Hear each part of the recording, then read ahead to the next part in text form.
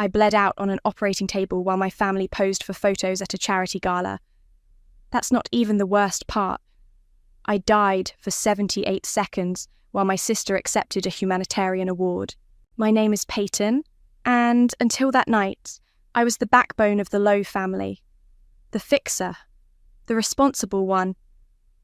The daughter who'd drop everything at 3 a.m. because Mum was having another meltdown about Dad's latest business failure, or because Jade needed someone to bail her out of whatever mess she'd created.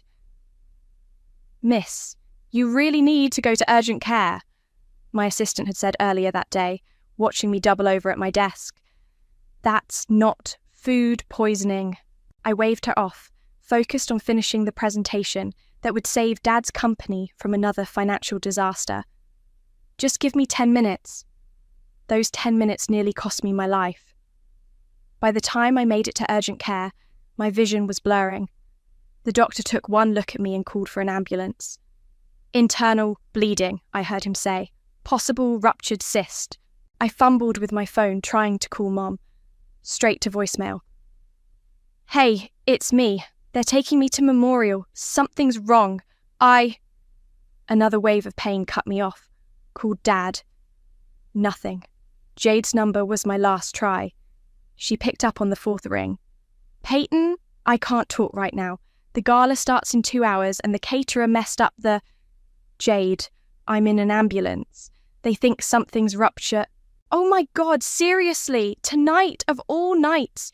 You know this is my moment. I'm getting the Young Humanitarian Award." The paramedic grabbed my phone as my eyes rolled back. The last thing I heard was Jade's voice.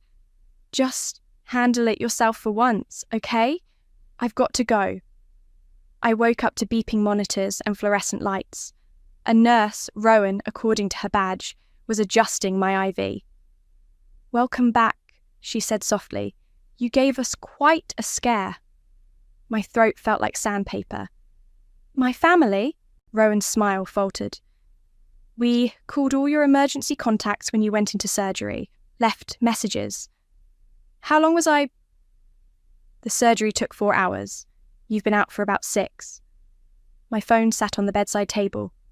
No missed calls, no texts, just an Instagram notification.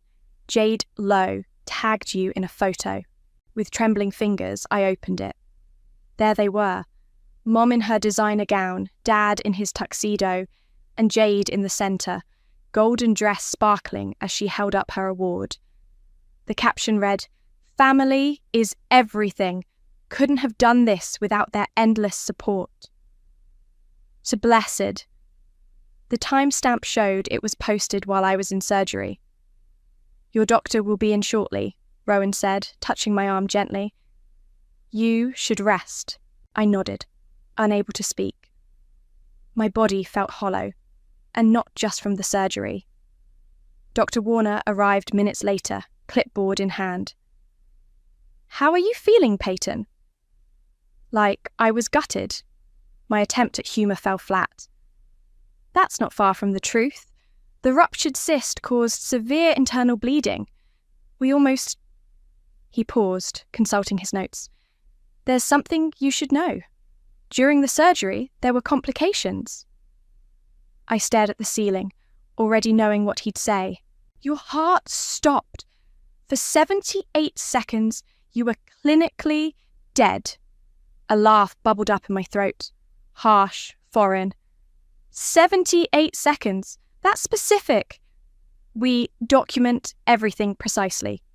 He studied my face. "Is there someone we can call for you?" I looked at my phone again. Still nothing. 10 hours had passed since my first call for help. "No," I said, my voice steadier than I felt. "There's no one to call." After Dr. Warner left, I opened my photos, scrolled back through years of family moments I'd captured. Birthdays, holidays, celebrations. Always behind the camera, never in front. Always the one making sure everyone else was taken care of. Positioned perfectly, smiling just right. My finger hovered over the delete button. Rowan returned with pain medication. "Your sister called while you were talking to the doctor.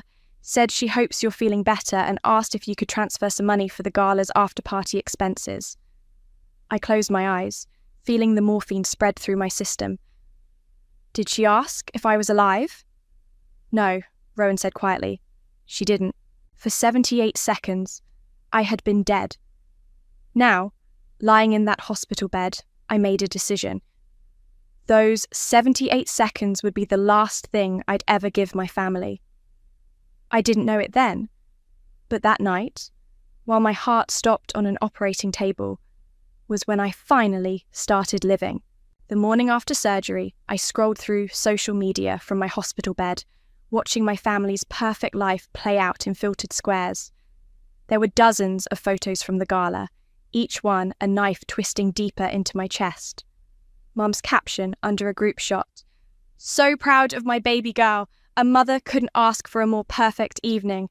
I zoomed in on their faces, searching for any hint of concern, any shadow of worry about their other daughter bleeding out across town. Their smiles were radiant. My phone buzzed. Jade.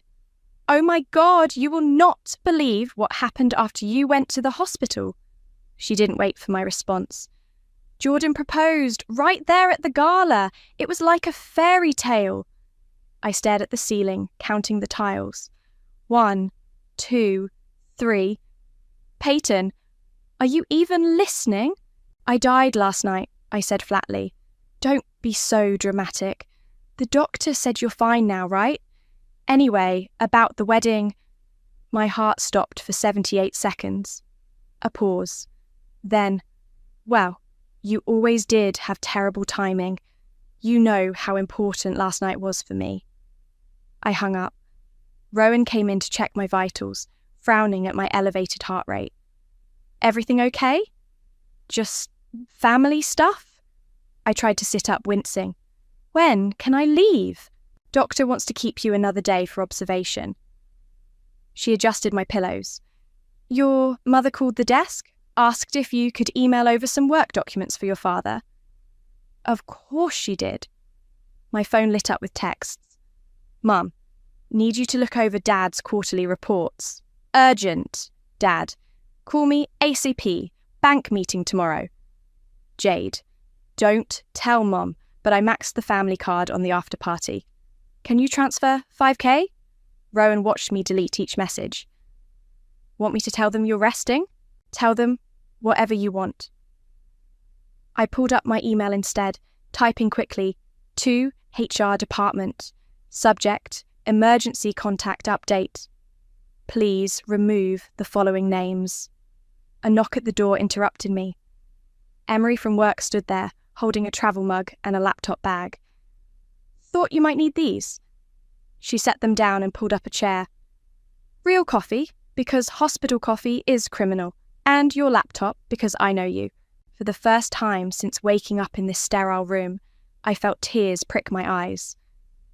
"The office is fine," Emery continued. "I handled the presentation. Your dad's company will survive without you for a few days." "Thank you." My voice cracked. "Also, I brought this." She pulled out a folder. "Medical proxy paperwork. Thought you might want to make some changes." I stared at her. "How did you—" "Because I've met your family, Peyton, and I was here last night when they weren't." My phone buzzed again, a text from Jordan. "Your sister told everyone you had food poisoning. Thought you should know." Emery took my phone gently. "Want me to turn this off?" Before I could answer, Mum burst into the room in full society wife regalia, trailing Chanel No. 5 and disapproval. "Peyton, darling, you look awful. Why didn't you tell us it was this serious?" She air-kissed near my cheek. "We were so worried when we got the messages this morning." "This morning?" I repeated. "Not last night during the 4 hours I was in surgery?" "Oh, honey, you know how these events are. We couldn't just leave.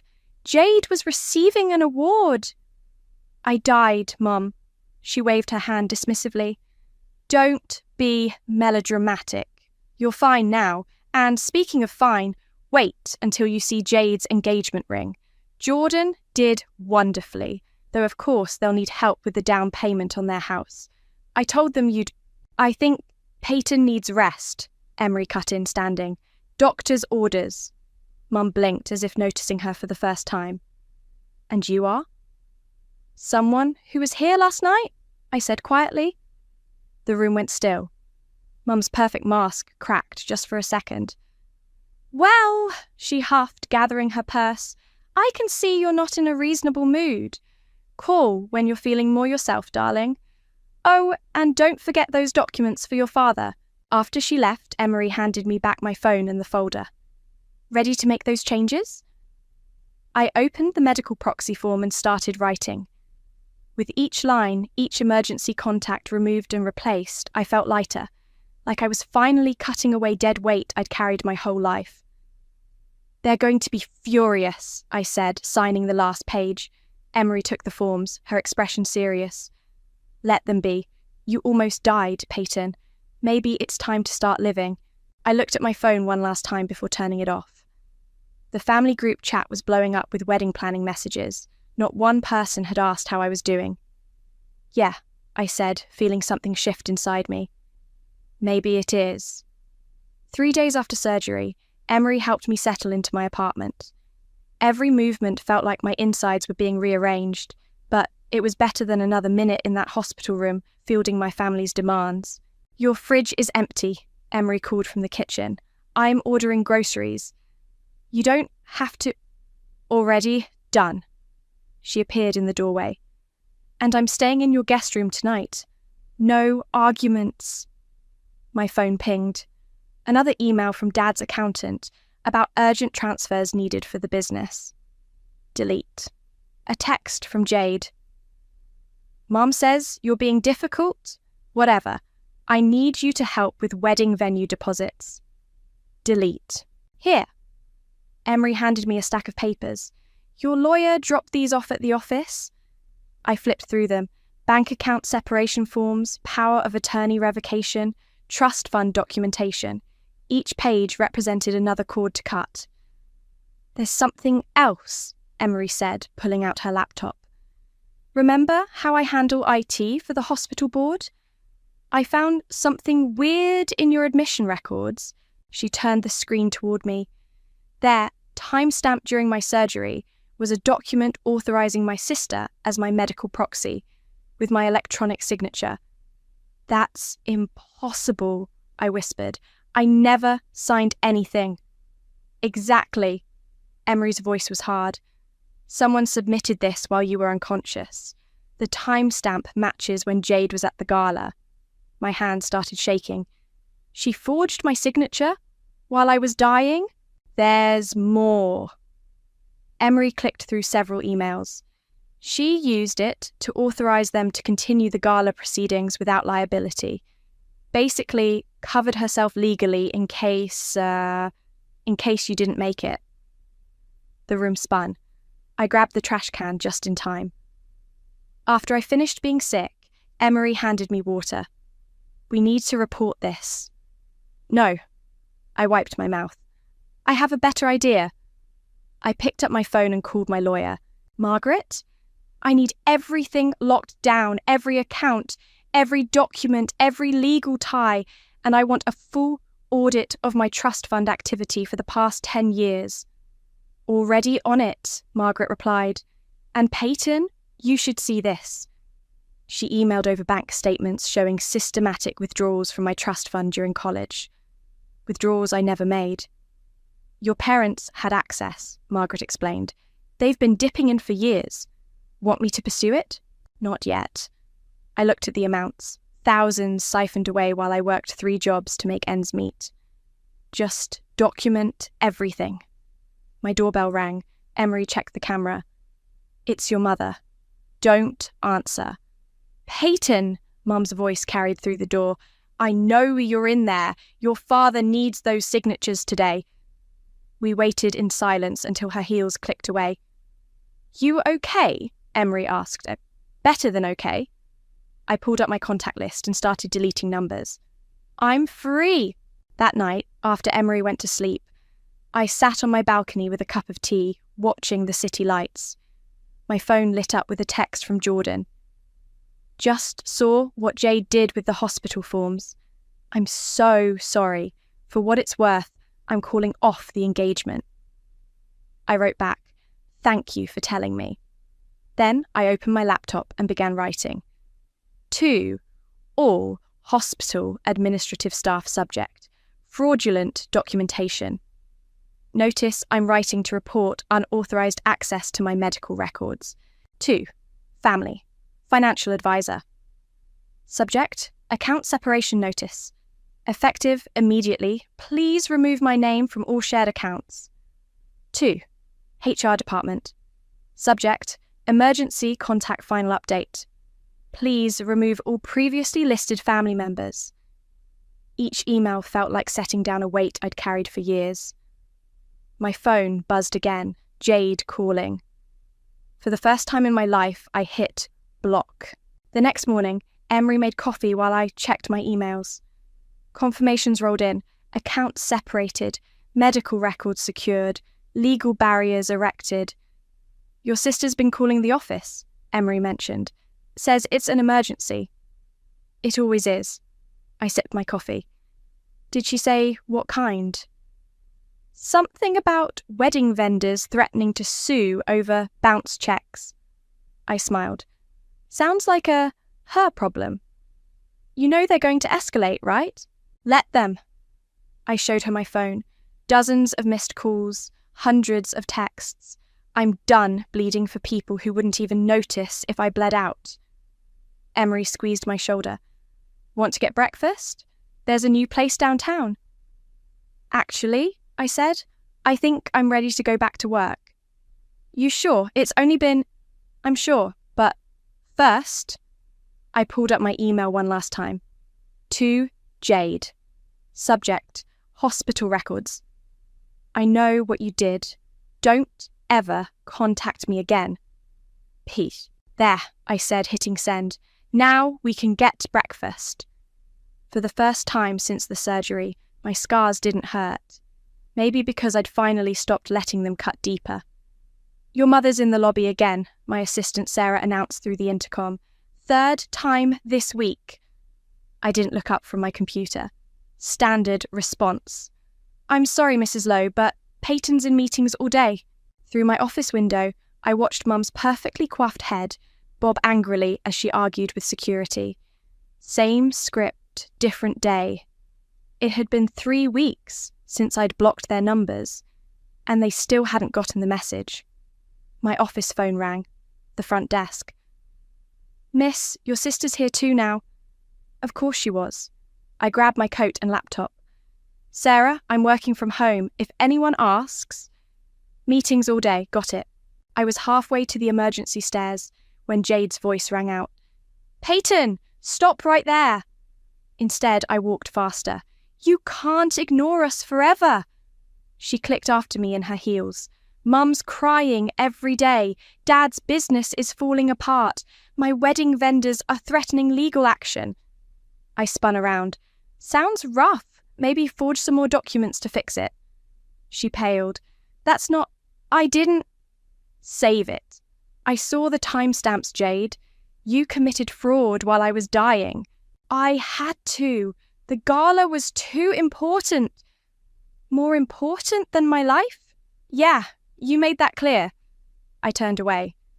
Goodbye, Jade. Wait! She grabbed my arm. Please, I need your help. The wedding venue's suing for $60,000, and Jordan's not returning my calls, and... I yanked free. Not my problem. But you're my sister. Funny, I wasn't your sister when I was bleeding out. The emergency door clicked shut behind me, cutting off her protests. At home, I poured a glass of wine and opened my laptop. Another email from Margaret, my lawyer. Trust fund audit complete.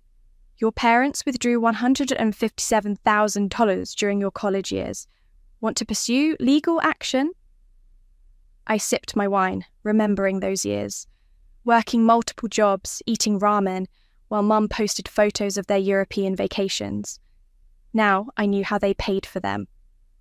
My doorbell rang. Through the camera, I saw Mom, mascara streaking her face. "Peyton, please, just talk to us. We're family." I turned up my music to drown out her voice. My phone lit up, a text from Emery. "Therapy at 7? I'll drive." "Yes, please," I replied. Dr. Lisa's office felt safer than my apartment lately. She looked up from her notes as I settled into the familiar chair. "Rough day? Family ambush at work." I stared at my hands. "They're getting desperate." "How does that make you feel?" "Nothing." I met her eyes. "That's the weird part. I feel nothing." She nodded. "Tell me about when you started feeling nothing." A memory surfaced. Me, at 10 years old, folding laundry while Mom sobbed about Jade's latest crisis. "You're such a good girl, Peyton," Mum had said, mascara staining my freshly folded shirts. "So practical. At least I have one daughter I can rely on."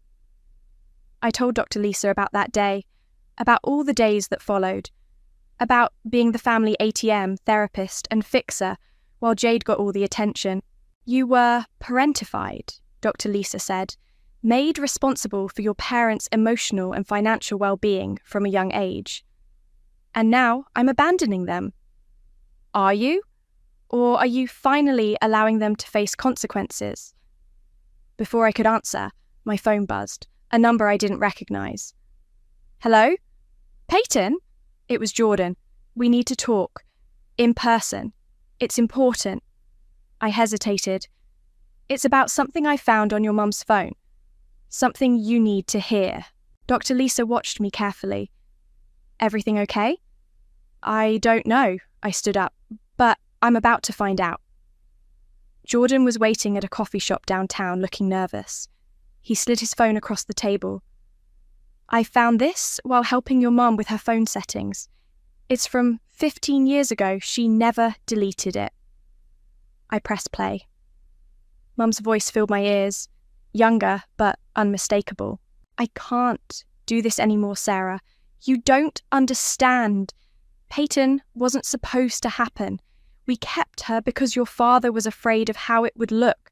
But I never wanted... God, I sound horrible. Delete this message." The recording ended. My hands didn't shake. My eyes stayed dry. "I'm sorry," Jordan said quietly. "I thought you should know." I handed back his phone. "Thank you." "What are you going to do?" I gathered my things, feeling strangely light. "Nothing. They're going to do it all to themselves." Outside, the sun was setting. I texted Emery. "Want to help me look for a new apartment? Thinking it's time for a change?" Her reply was instant. "Already looking? Wine and real estate websites tonight?" I smiled, walking away from the coffee shop, from Jordan, from the last threads of my old life. "Perfect," I wrote back. "I'm ready for something new." 6 months passed like a deep breath finally released. My new apartment overlooked the river, far from my old neighborhood. No more surprise visits, no more family ambushes. Just peace. "Happy birthday!" Emery burst through my door with a cake and a bottle of champagne. Behind her, a small group of friends filtered in. Actual friends, not the society connections Mum had forced on me. "You didn't have to..." "Shut up and blow out your candles," Emery laughed. For the first time in my life, I celebrated my birthday without a single family obligation. No last-minute crisis to solve, no checks to write, no emotional fires to extinguish. My phone buzzed. Email from Dad. "The bank is foreclosing. Your mother's hysterical. We need $200,000 by Friday or we lose everything. I know you're going through a phase, but family helps family. Call me." Delete. "Earth to Peyton." Emery waved her hand in front of my face. "Present time." They'd gotten me thoughtful gifts. A camera for my new photography hobby. Books I'd mentioned wanting to read. A spa day package. No strings attached, no hidden obligations. "Speech!" someone called out. I raised my champagne glass. Thank you all for... My doorbell rang. Through the camera feed, I saw Jade, mascara streaked down her face. Don't answer it, Emery said quietly. Peyton, please! Jade's voice carried through the door. Everything's falling apart. Jordan left me, the wedding's cancelled, Dad's losing the house. I need my sister. My friends looked uncomfortable. I took another sip of champagne. Should we turn up the music? Someone suggested. Jade's voice grew louder. I know you're in there. I can hear people. Mum's having panic attacks every day. Dad's talking about bankruptcy. You're killing them. No, I said calmly. They did that themselves. After 15 minutes of unanswered pleas, Jade finally left. The party resumed, but something had shifted. You okay? Emery asked later, helping me clean up. Better than okay. I showed her my phone. Dozens of missed calls, countless texts, all from unknown numbers they kept creating. Look at these messages. Mum, how could you abandon us like this? Dad, your mother's health is declining from stress. This will be on your conscience. Jade, if Dad has another heart attack, it's your fault. They're getting desperate, Emery observed. They're getting consequences. I blocked another new number, probably for the first time ever. My laptop pinged. An email from Margaret.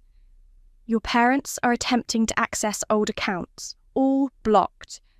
Also, found something interesting. They've been lying about the business's finances for years. The empire was smoke and mirrors, propped up by your money. Want details? Not anymore, I replied. That night, after everyone left, I sat on my balcony watching the river. My phone lit up with a text from an unknown number. A photo of my childhood home with a foreclosure notice. Mum, is this what you wanted? To destroy your family? I thought about that recording Jordan had found, about being the unwanted child they kept for appearances, about bleeding out alone while they posed for photos. No, I typed back. This is what you created. Then I blocked that number too. The next morning, Sarah buzzed my office. Your father's here. He looks unwell. Call security. Peyton, please. Dad's voice broke through. Just 5 minutes. Security's on their way, sir, Sarah said firmly. Through my office window, I watched 2 guards escort him out. He looked older, defeated. The expensive suit was wrinkled, his shoulders slumped. My phone buzzed. Jade again, somehow texting from another new number. They're serving eviction papers tomorrow. Mum's talking about suicide. How can you be so cold? What happened to you? I stared at the message for a long time before replying. I died for 78 seconds. Remember? Then I turned off my phone and opened my laptop to book a vacation. Somewhere far away. Somewhere new. Emery popped her head in. Lunch? Actually, I said, how do you feel about Thailand? She grinned. For lunch? Ambitious. For 2 weeks, next month. I need a change of scenery. Running away? No. I showed her the flight options. For the first time in my life, I'm running towards something. Count me in. She sat down to help plan. Your family's going to implode while you're gone. They've been imploding my whole life. I clicked book now on 2 tickets. I just won't be there to catch the pieces anymore. As if on cue, my office phone rang. Mum's newest number. I unplugged it without breaking stride. So, I said to Emery, beach resort or city hotel? The silence in my office felt like freedom. We need to talk. Jordan stood outside my office looking grim. It's worse than you know. I checked my watch. 2 days before my Thailand trip, and family drama was still finding ways to seep in. I have nothing to discuss about Jade or... This isn't about Jade. He glanced around. Can we go somewhere private? At a nearby coffee shop, Jordan pulled out his phone. "Remember that voicemail I showed you? About you being unwanted? There's more." My stomach clenched. "I don't need—" "Trust me, you do." He pressed play. Mum's voice filled the space between us.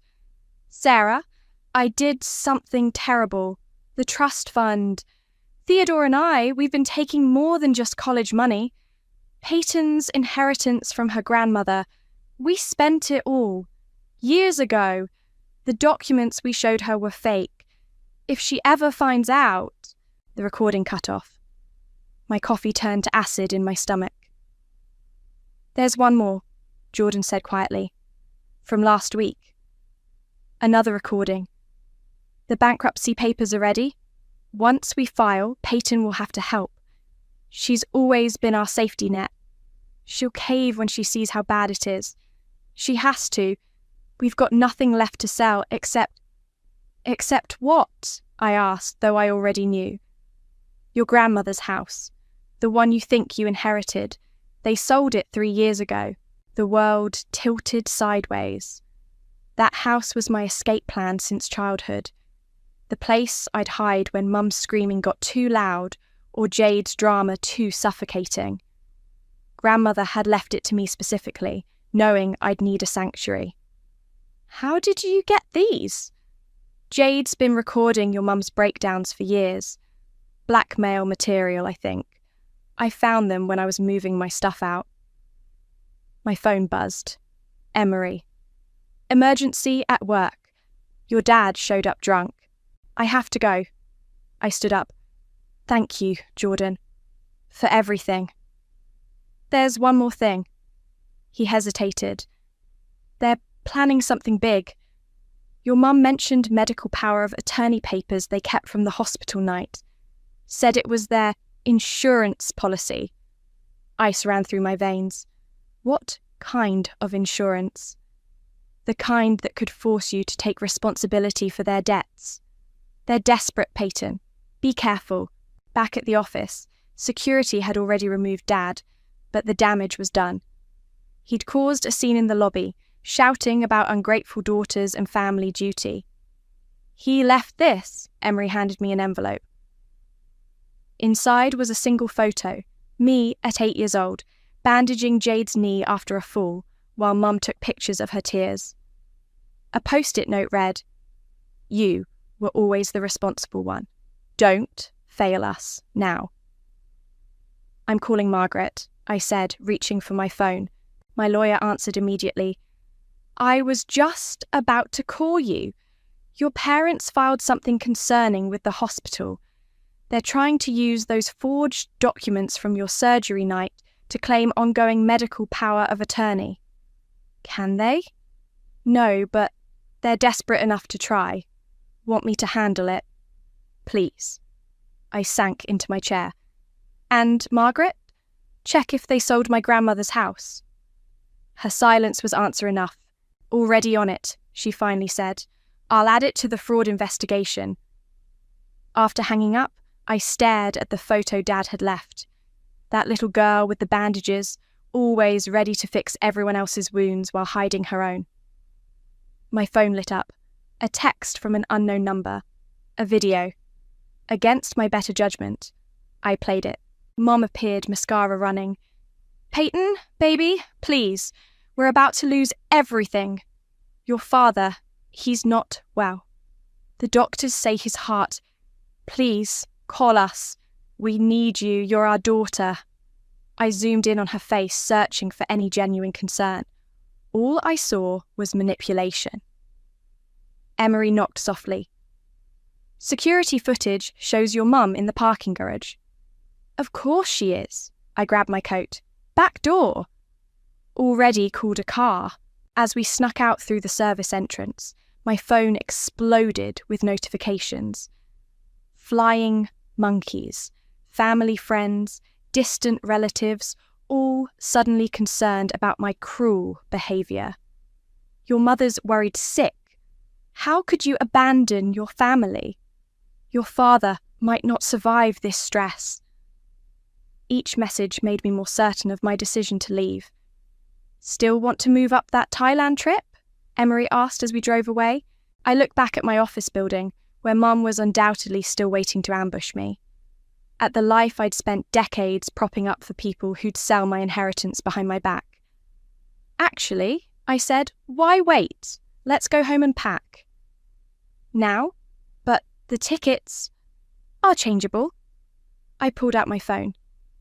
I'm done waiting for their next move. It's time to make mine. As we drove away, I deleted every unread message without opening them. Let them scheme and manipulate. I'd be on a beach halfway around the world, finally living my own life. The irony wasn't lost on me. They'd sold my sanctuary, not knowing I'd build my own, far beyond their reach. The call came while I was watching sunset from a Thai beach, toes in the sand, not a family crisis in sight. Unknown number, but something made me answer. Is this Peyton? A tired voice I didn't recognise. This is Memorial Hospital. Your father had a stroke. He's in critical condition. The waves kept rolling in. My heart kept beating. The world didn't stop. I'm not listed as his contact anymore, I said calmly. You're still on one form as medical proxy. We need authorization for... Check again. All those documents were forged. Silence. Papers shuffling. I see the fraud report now. I'm sorry to have bothered you. I hung up and turned back to the sunset. My phone immediately lit up with messages. Jade. Dad's dying and you're on vacation? You heartless bitch. Mum. How dare you? Get back here immediately. Unknown numbers. Your father needs you. Emery looked up from her beach chair. Everything okay? Dad had a stroke.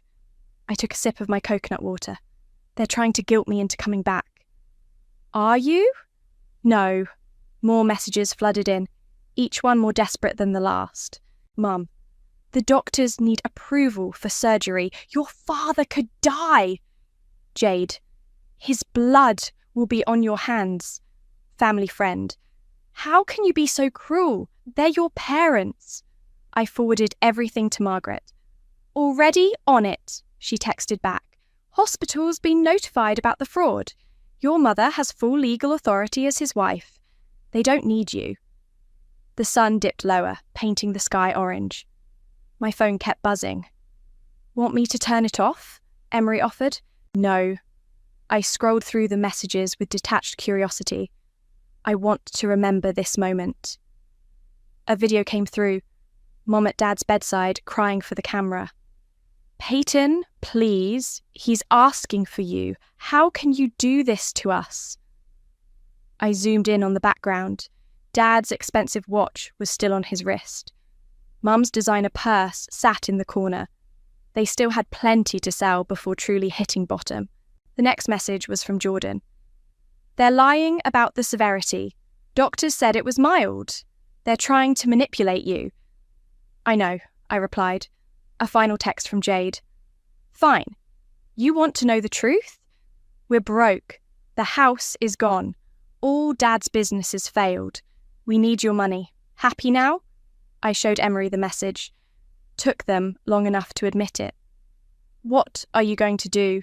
I opened my banking app and looked at my savings. The money they'd expected to bail them out with. Instead, I clicked transfer and moved it to a new account they'd never find. Nothing, I said. My phone rang again. The hospital. Miss, your mother is insisting we need your approval for... Let me be clear, I interrupted. I died on your operating table while they attended a party. They forged documents that night to cover their absence. I've sent proof to your legal department. Do not call me again. Silence. Then, I understand. I'm so sorry. After hanging up, I turned off my phone and laid back in my beach chair. The sky had turned purple, stars beginning to peek through. You really won't go back? Emery asked softly. They didn't come back for me, I said. Why should I go back for them? Later that night in our hotel room, I checked my email one last time. A message from Margaret contained hospital records. Dad's condition was stable, minor stroke. excellent prognosis. Another email from Jordan had photos of Mom and Jade shopping at Gucci that afternoon, apparently not so devastated by Dad's condition. I closed my laptop and walked onto the balcony. The ocean breeze carried away the last of my doubt. My phone lit up with a final voicemail from Mom. "How dare you abandon us like this? After everything we've done for you, we gave you life." "No," I whispered to the night air. "You gave me obligations. I'm giving myself life now." Emery joined me on the balcony with 2 glasses of wine. "Your mum called the hotel. I told them not to put any calls through." "Thank you." I took a glass. "Not just for that, for everything." "That's what real family does," she said simply. I looked out at the ocean, thinking about the hospital night when my heart stopped, about waking up alone, about all the times I'd bled for people who saw me as nothing but a safety net. My phone buzzed one final time. A text from Jade. "Please, we need you." I deleted it without responding and turned off my phone. They needed me, but I didn't need them. Not anymore. The ocean waves kept rolling in, washing away everything but peace. The foreclosure sign stood stark against my childhood home as I parked across the street. Through my camera lens, I captured the empty windows, the overgrown lawn, the "no trespassing" notice. Perfect metaphors for a family that had finally run out of lies to tell. My phone buzzed. "Margaret. Final, paperwork filed. All ties legally severed. You're officially free." I took one last photo and packed away my camera. This would be the final shot in my gallery exhibition. 78 seconds. A story of rebirth. Emery's car pulled up beside mine. "You sure about this?" "I need to see it empty," I said. One last time. We walked up the cracked driveway. Through the windows, I could see vacant rooms where family portraits once hung. The grand staircase where Jade had posed for countless photos while I steadied Mum's camera. The kitchen where I'd bandaged wounds and absorbed tears. All empty now. "Someone's coming," Emery warned. A familiar Mercedes pulled up. Mum stepped out, designer sunglasses hiding her eyes. She'd lost weight, but her clothes were still expensive, still keeping up appearances. "Peyton?" Her voice cracked. "I knew you'd come back. We can fix this baby. We can—" "I'm not back." I raised my camera. "Just documenting the end." "The end?" She laughed sharply. "We're your family. There is no end." There was. I lowered the camera. 78 seconds of it while you posed for photos. That again? Why can't you let it go? We've lost everything because of your stubbornness. "No," I said quietly. "You lost everything because your lies finally caught up. How's Dad's critical condition?" She flinched. "He's recovering. In the vacation house you claimed you couldn't afford? The one you bought with my grandmother's money? We did what we had to for this family." "For appearances," I corrected. "Always for appearances." A second car pulled up. Jade stepped out, no longer looking like the golden child. Her designer clothes were gone, replaced by department store basics. "Of course you'd show up to gloat," she spat. "Happy now? We're ruined." "No," I said. "You're just finally living in reality." "Reality?" She stormed forward. "Reality is you abandoned us, left us with nothing." "Nothing?" I laughed at you. "You have exactly what you earned, what you built. I just stopped building it for you." "We're your family," Mom pleaded again. "No." I raised my camera, capturing their desperate faces. "You're my past. And this," I gestured to the empty house, "this is your karma." "Karma?" Jade scoffed. "For what?" "For leaving me to die, for forging documents, for stealing my inheritance, for making me believe I was worthless except as your safety net." I lowered the camera. "But mostly for teaching me exactly what family isn't supposed to be." Mom stepped forward, reaching for me. "Please, baby." We can start over. No, I said firmly. We can't, because I died that night. The daughter you could manipulate, the sister you could exploit. She bled out on that operating table. The woman who came back, she doesn't need your approval anymore. I turned to leave, but Jade grabbed my arm. You can't just walk away. Watch me. I pulled free. My exhibition opens tonight. It's called 78 Seconds. You should come see what death taught me about living. Back in my car, I watched them through my rearview mirror. 2 broken women standing in front of an empty house, all their manipulation tactics finally useless. You okay? Emery asked softly. Better than okay. I started the engine. I'm free. At the gallery that evening, my photos told the story. The hospital room where I died. The empty chairs where family should have sat. The foreclosure sign. The final shot. Mom and Jade, desperate and small, in front of their lost kingdom. The plaque beside it read, "Sometimes karma isn't revenge. Sometimes it's just stepping away and letting people face the consequences of their own actions." Jordan found me by the champagne. "They're here," he whispered. "Your family." "No," I corrected, watching Mom and Jade slink through the crowd, seeing themselves exposed on every wall. "They're just people I used to know." I raised my glass to them as they stared at the hospital photos, at the documented evidence of their absence. They left quickly, finally understanding. Their power was gone. Emery clinked her glass against mine. "To 78 seconds. "No," I smiled, watching them retreat. "To everything that came after. Through the gallery windows, I watched them drive away for the last time." My heart beat steadily, strongly, marking the rhythm of my new life. One where family was chosen, love was earned, and silence spoke louder than manipulation ever could. I was finally, truly alive.